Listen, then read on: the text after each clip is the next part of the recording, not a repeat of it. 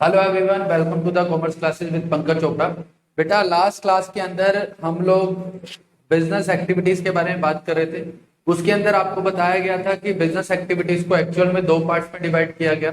एक थी इंडस्ट्री और दूसरा था कॉमर्स। फिर हमने बात की इंडस्ट्री के बारे में डिटेल में, उसके बाद हमने बात की कॉमर्स के बारे में कि कॉमर्स क्या है, उसके कंपोनेंट्स क्या क्या हैं। तो कॉमर्स के दो कंपोनेंट आपको बताए गए थे, दो पार्ट्स बताए गए थे। एक था ट्रेड और दूसरा था ऑक्सिलरीज टू ट्रेड। एक क्या था ट्रेड और दूसरा क्या था ऑक्सिलरीज टू ट्रेड। ये दो आपको बताए गए थे। लास्ट वीडियो के अंदर हम ट्रेड को डिटेल में डिस्कस कर चुके हैं। आज जो हम पढ़ने वाले हैं उसका नाम है ऑक्सिलरीज टू ट्रेड। तो बेटा एक्चुअल में ऐसे है कि जब हम, मैंने आपको बताया ट्रेड का मतलब क्या है, buying and selling of goods. Trade का मतलब मैंने आपको क्या बताया, buying and selling of goods. लेकिन इस बाइंग सेलिंग को करने के लिए हमारे को काफी सारी प्रॉब्लम्स आती हैं। उन प्रॉब्लम्स को हम क्या बोलते हैं, हिंड्रेंस। हर्डल्स बोल दो आप, हिंड्रेंस बोल दो, प्रॉब्लम्स बोल दो आप। ये कुछ प्रॉब्लम्स हैं, ये कुछ प्रॉब्लम्स आती हैं हमारे को। और ये जो ऑक्सिलरीज टू ट्रेड है ये उसका सॉल्यूशन है, ये उसका सॉल्यूशन। जैसे कि मैं आपको बताऊं, मैंने बोला था कि मैंने एक बुक प्रोड्यूस करी है, बुक बनाई है, बुक लिखी है जिसका नाम है बिजनेस स्टडीज, और वो 11th क्लास की आपकी बुक है। अब उसको सेल परचेज करने के लिए क्या क्या दिक्कतें आएंगी मैं आपको वो बताता जाऊंगा और उसका सॉल्यूशन भी बताऊंगा। बेटा सबसे पहली जो दिक्कत आती है वो आती है प्रॉब्लम ऑफ पर्सन्स। किसकी प्रॉब्लम आती है, प्रॉब्लम ऑफ पर्सन, जिसको आप बोलते हो हिंड्रेंस ऑफ पर्सन। सर ये प्रॉब्लम क्या है? बेटा ऐसे है कि जो प्रोड्यूसर है वो कहां से है, मैं प्रोड्यूसर हूं तो मैं कहां से हूं, फतेहाबाद से। लेकिन मेरा जो प्रोडक्ट है, मेरे जो कंज्यूमर्स हैं, जो मेरा बुक है उसको जो परचेज करने वाले स्टूडेंट्स हैं, क्या वो सिर्फ फतेहाबाद तक लिमिटेड है या नहीं है? आप मेरे को सिर्फ इतना बताएं, क्या वो स्टूडेंट सिर्फ और सिर्फ फतेहाबाद तक लिमिटेड है या नहीं है? नहीं है। क्यों नहीं है? क्योंकि मेरे स्टूडेंट्स ऑल ओवर इंडिया के अंदर फैले हुए हैं। मेरे जो स्टूडेंट्स हैं, मेरे जो बायर होंगे मेरे प्रोडक्ट के, वो पूरे के पूरे इंडिया के अंदर और मे भी पूरे वर्ल्ड के अंदर फैले हुए होंगे। तो अब दिक्कत ये आती है, मैं सारे के सारे मेरे जो बायर हैं, जिन भी बच्चों को बुक चाहिए वो मेरे से आके नहीं ले सकते, वो मेरी दुकान से आके परचेज नहीं कर सकते उसको। तो मैंने क्या किया, बीच में कुछ लोगों को डालना शुरू कर दिया। क्योंकि बेटा मैं अकेला पूरे वर्ल्ड को बुक सप्लाई नहीं कर सकता, सबको इंडिविजुअल जा जाके बुक देके नहीं आ सकता, या सब लोग आके मुझसे इंडिविजुअली परचेज नहीं कर सकते। तो इसके लिए दिक्कत आ रही थी मीडियोकर्स की, मिडलमैन की, बिचौलिए की। जो मेरा प्रोडक्ट, जो मेरी बुक सब तक पहुंचा दे, जो मेरी बुक सब तक पहुंचा दे, तो उसके लिए कौन आ गए, मिडलमैन। उसके लिए कौन आ गए, मिडलमैन। मिडलमैन में कौन कौन होता है बेटा? मिडलमैन में सबसे पहले तो है प्रोड्यूसर, यानी कि मैं, लेकिन मैं मिडलमैन नहीं हूं। प्रोड्यूसर से माल जाता है एजेंट के पास। किसके पास जाता है? एजेंट के पास। एजेंट से माल किसके पास जाता है? होलसेलर के पास। और होलसेलर से माल किसके पास जाता है? रिटेलर के पास। और रिटेलर से माल किसके पास जाता है? कंज्यूमर के पास, यानी कि जिसको आप क्या बोलते हो, बायर। बायर के पास सामान इस पूरी चेन को फॉलो करता हुआ पहुंचता है। अब मैं क्या करता हूं, मैंने 10 एजेंट अपॉइंट कर लिए। अब मेरे जो 10 एजेंट होंगे वो 100 होलसेलर को माल बेच के आएंगे। मेरे एजेंट कितने हैं? 10। बेटा यहाँ देखो, मैं कितना था, एक देना था। मैंने माल कितने बंदों को दिया? 10 एजेंट को दे दिया। मान लो एक एग्जांपल लेता हूं, 10 एजेंट को दे दिया। अब इन 10 एजेंट ने आगे 1000 होलसेलर को सामान बेच दिया। इस 10 एजेंट्स ने 1000 होलसेलर को माल बेच दिया, मतलब एक एजेंट ने एवरेज बेसिस पे 100 होलसेलर को माल दिया। अब इन्होंने क्या किया, इन्होंने 1000 ने 1,00,000 रिटेलर्स को सामान बेच दिया। कितने रिटेलर को बेच दिया? 1,00,000 रिटेलर को बेच दिया। अब रिटेलर ने कितने को बेच दिया? इन्होंने 10 लाख 10 लाख कंज्यूमर्स तक माल पहुंचा दिया। 10 लाख कंज्यूमर्स तक क्या किया, मेरा सामान पहुंचा दिया और उसको बेचने में मेरी हेल्प करी।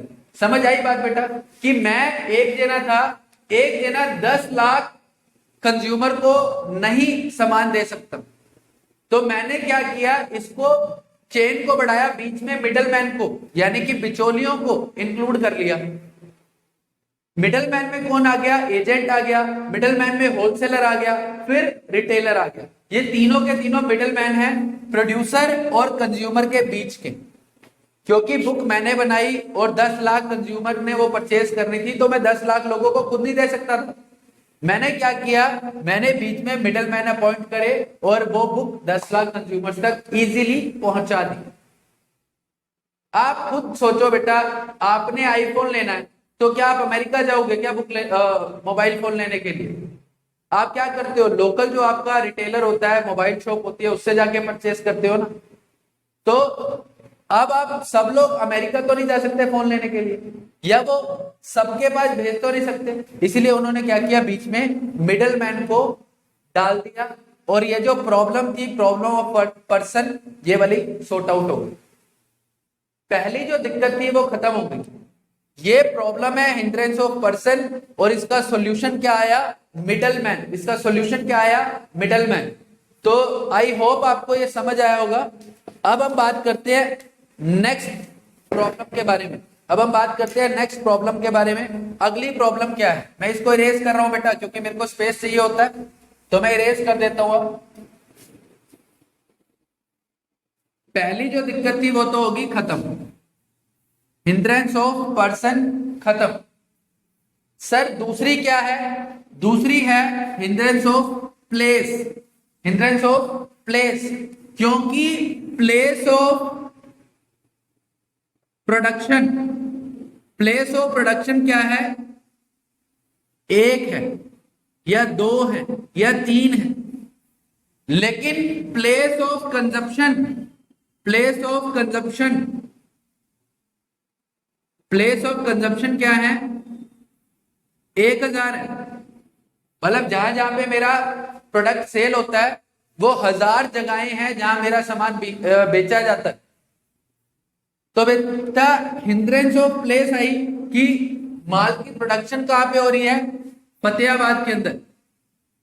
प्रोडक्शन कहां हो रही है, फतेहाबाद के अंदर। सेलिंग कहां हो रही है उसकी, दिल्ली में, अमेरिका में, हरियाणा में, पंजाब में। मतलब बहुत सारी जगह पे क्या हो रहा है, इसका सेलिंग हो रही है। इसके जो स्टूडेंट है 11th क्लास के, वो सारी जगह पे फैले हुए हैं। तो दिक्कत आ गई भाई, यहां से यहां तक सामान कैसे जाएगा, फतेहाबाद से दिल्ली, अमेरिका, पंजाब, उत्तर प्रदेश, हरियाणा, सामान जाएगा कहां से, दिक्कत आ गई। तो फिर इसका सॉल्यूशन आया क्या, इसका सॉल्यूशन, इस गैप को फिल करने कौन आ गया, ट्रांसपोर्टेशन। कौन फिल करने आ गया, ट्रांसपोर्टेशन। ट्रक आ गए बड़े बड़े, बसेस आ गई, एरोप्लेन्स आ गए, तो उन्होंने इस गैप को खत्म कर दिया। समझ रहे हो बेटा, प्रॉब्लम आ रही थी खरीदने बेचने की, तो प्रॉब्लम क्या आई, प्रॉब्लम ऑफ प्लेस, कि जगह जो है वो अलग अलग है, इन जगहों तक माल कैसे पहुंचाया जाएगा, ये गैप था। इसको गैप को कवर किसने कर दिया, ट्रांसपोर्टेशन ने। भैया आप यहां सामान बनाओ, आगे बेच के आने का काम किसका हो गया, ट्रांसपोर्टेशन का। तो ये प्रॉब्लम किसने सॉल्व कर दी, ट्रांसपोर्टेशन ने। दूसरी प्रॉब्लम आती थी कम्युनिकेशन की। दूसरी प्रॉब्लम किसकी की आती थी, कम्युनिकेशन की। अब मान लो फतेहाबाद वाला है, अब मैं अमेरिका जाके उससे मिलके तो बात नहीं करके आ सकता, मैं अमेरिका जाके उससे डील तो फाइनल नहीं करके आ सकता। तो उसके लिए क्या आ गया आपके पास, फोन आ गया। उसके लिए आपके पास क्या आ गया, ईमेल आ गया। उसके पास आपके लिए क्या आ गया, पोस्टल सर्विसेज आ गई। आपके पास क्या आ गया, फैक्स आ गया, एटसेट्रा। ऐसी काफी सारी चीजें आ गई, ऐसी काफी सारी इलेक्ट्रॉनिक या कम्युनिकेशन डिवाइसेस आ गई जो हमारे को बात करने में मदद कर रही है। अब ऐसा है बेटा, मेरा जो स्टूडेंट है वो अमेरिका में है। अब अमेरिका वाला क्या करता है, मेरे को फोन कर देता है कि सर मेरे को बुक चाहिए। मैंने बोला जी बुक जो है वो 1000 रुपए की है। तो अब उसने क्या किया, मेरे से बात कैसे की, हमारी डील कैसे हुई, फोन पे। तो प्रॉब्लम ऑफ कम्युनिकेशन को भी दूर करने के लिए कौन आ गया हमारे पास, कम्युनिकेशन मेथड आ गए, कम्युनिकेशन डिवाइसेस आ गए, जिसकी हेल्प से हम क्या कर सकते थे, कम्युनिकेशन कर सकते थे।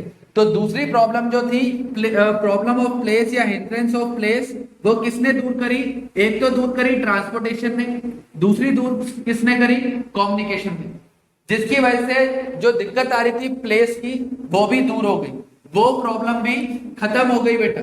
अब हम बात करेंगे अगली प्रॉब्लम की। अगली दिक्कत क्या आई सर,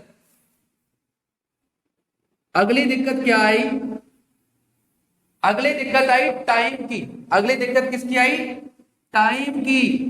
सर ये टाइम की दिक्कत क्या है, टाइम ऑफ प्रोडक्शन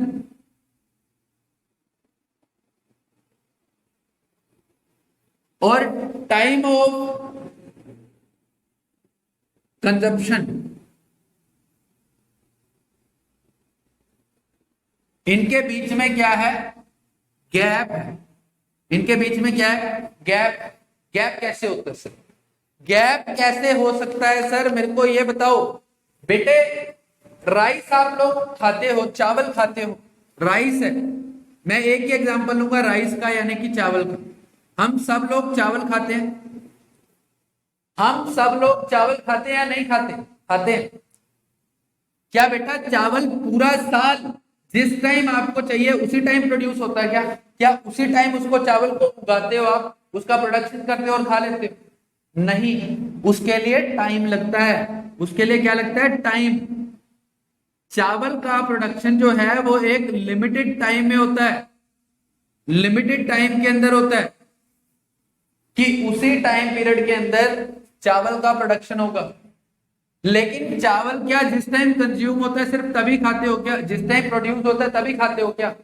मेरा आज चावल खाने का मन है तो क्या मैं चावल नहीं खा सकता, खा सकता हूं। कैसे खा सकता हूं, कि ये जो चावल की प्रोडक्शन हुई जिस दिन प्रोड्यूस हुआ उसी दिन तो खा नहीं सकते, तो इसको स्टोरेज के लिए आ गया, इसको दिक्कत आने लग गई स्टोरेज की। भाई इसको रखूं कैसे कि इसकी टाइम यूटिलिटी जो है वो इंक्रीज हो जाए, इसको कहां पे मैं स्टोर करके रखूं कि इसकी टाइम यूटिलिटी इंक्रीज हो जाए। तो उसके लिए क्या आ गए, आपके वेयर हाउस आ गए। क्या आ गए, आपके वेयर हाउस। वेयर हाउस क्या होता है, वेयर हाउस एक ऐसी जगह होती है जहां पे आपने कई बार देखा होगा बेटा, हैफेड है या फिर अलग अलग छोटे छोटे संग्रहालय होते हैं जहां पे फूड को स्टोर किया जाता है, ठीक है। छोटे छोटे गोडाउन्स होते हैं जिसके अंदर हम क्या करते हैं, सामान को रख देते हैं। बेटा अगर चावल को धूप में रख दो, बारिश में रख दो, डस्ट में रख दो तो वो खराब हो जाएगा। तो हम क्या करते हैं, उसकी टाइम यूटिलिटी को बढ़ाने के लिए, टाइम यूटिलिटी को बढ़ाने के लिए कहां पे उसको स्टोर करते हैं, वेयर हाउस यानी कि गोडाउन। गोडाउन है, कोल्ड स्टोर है, वहां पे उसको स्टोर कर दिया जाता है और उसकी टाइम यूटिलिटी को बढ़ा दिया जाता है। समझ रहे हो बात को। अब इसको दूर कर दिया किसने, वेयर हाउस ने। आप और एग्जांपल लो बेटा, और एग्जांपल लो। आज आप क्या करना, दूध लेना, आप मिल्क लेके आना, दूध लेके आना, दूध को बॉईल करके और छोड़ देना ऐसे, दूध को बॉईल करके छोड़ देना, दूध को उबाल के रख देना ऐसे। तो बेटा क्या वो 3 दिन 4 दिन चल जाएगा, क्या नहीं चलेगा, चलेगा या नहीं चलेगा, सर नहीं चलेगा, खराब हो जाएगा। गर्मी इतनी है खराब हो जाएगा। आप क्या करते हो, दूध गर्म होता है, ठंडा होने के बाद हम उसको कहां पे रखते हैं, फ्रिज के अंदर, रेफ्रिजरेटर के अंदर रख देते हैं। अब फ्रिज के अंदर रखने के बाद जो दूध कुछ घंटों में खराब होने वाला था, अब उसकी टाइम यूटिलिटी 3 दिन की हो गई। आप 3 दिन तक फ्रिज में दूध रख के रखो, 3 दिन तक दूध खराब नहीं होता, 3 दिन तक दूध खराब नहीं होता। वो किसकी वजह से पॉसिबल हुआ, स्टोरेज की वजह से। किसकी वजह से पॉसिबल हुआ, स्टोरेज की वजह से। स्टोरेज में क्या आ जाते हैं, वेयर हाउस आ जाते हैं। वेयर हाउस में बेटा काफी सारे ऑप्शन होते हैं, गोडाउन हो गए, कोल्ड स्टोर हो गए। कोल्ड स्टोर क्या होते हैं, अभी आप सब लोग आलू खाते हो, अब सभी लोग आप पोटैटो का कंजप्शन करते हो, लेकिन फिलहाल बेटा पोटैटो का प्रोडक्शन हो ही नहीं रहा। फिलहाल हमारे फतेहाबाद के आसपास कहीं पे भी पोटैटो का प्रोडक्शन नहीं हो रहा। उन्होंने क्या किया हुआ है, जो प्रोडक्शन जिस टाइम हुआ उसको कोल्ड स्टोर में रख दिया। कहां रख दिया? कोल्ड स्टोर में, जहां पे बड़े बड़े फ्रिज लगे हुए होते हैं, कोल्ड स्टोर में रख दिया।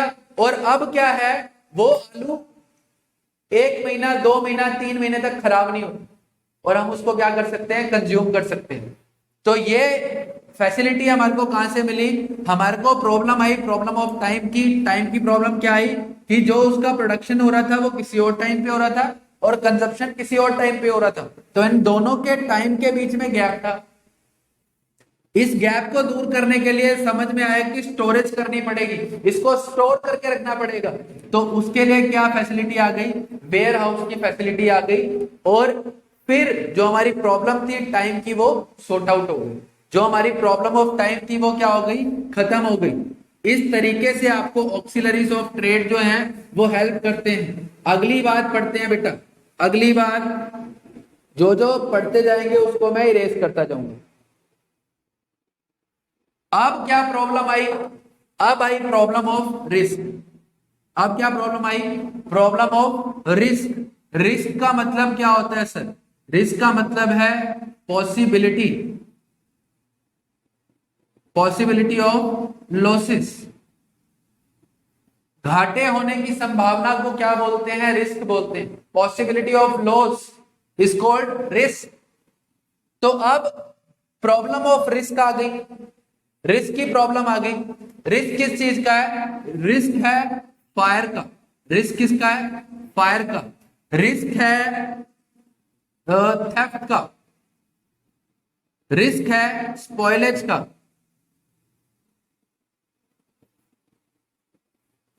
तो अब रिस्क आ गया, लोगों को डर लगने लग गया, यार चोरी हो गई, आग लग गई, तो क्या करेंगे?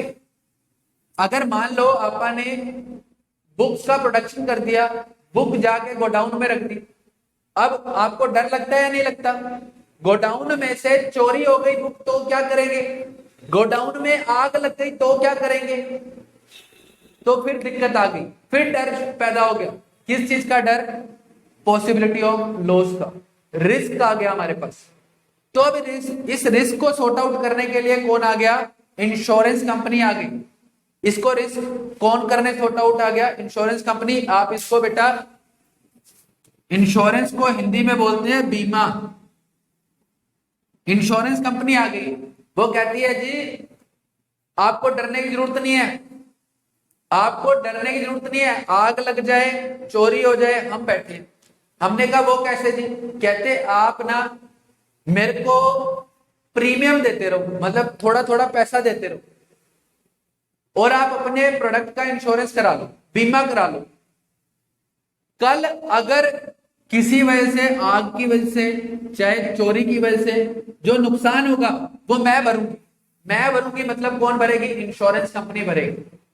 तो ये डर था, रिस्क था, उसको भी कम करने के लिए कौन आ गया? इंश्योरेंस कंपनी भागी भागी आई, कहती है आप मेरे को सिर्फ और सिर्फ क्या दो?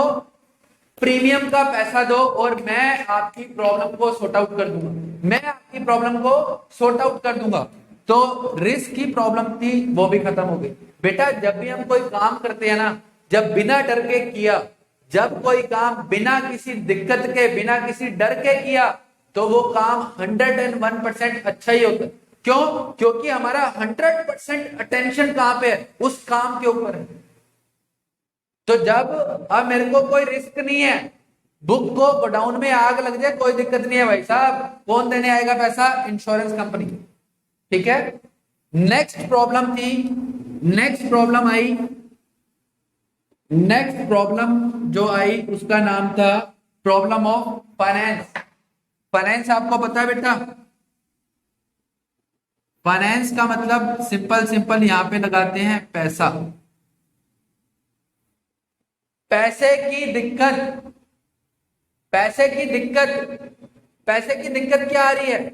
सेलर है यहां पे, बायर है यहां पे, इसने इसको क्या करनी है? सेल करनी है। और ये इसने इसको क्या देना है? पैसा, यानी कि मनी। सेलर बायर को कहता है कहता है सामान चाहिए तो ला पैसे दे, सामान चाहिए पैसे दे, सामान ले पैसे दे। तो अब बायर बेचारा क्या कहता है जी, मैं तो खुद भी आगे सामान सेल करूंगा, मैं आगे सामान क्या करूंगा, सेल करूंगा किसी को, और फिर पैसा आएगा मेरे पास और वो पैसा मैं आपको दे दूंगा, वो पैसा मैं आपको दे दूंगा।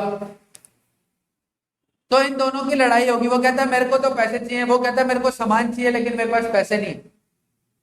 तो यहाँ पे एक और हमारे पास हेल्प आई जिसका नाम था बैंकिंग फैसिलिटी, जिसका नाम था बैंकिंग फैसिलिटी।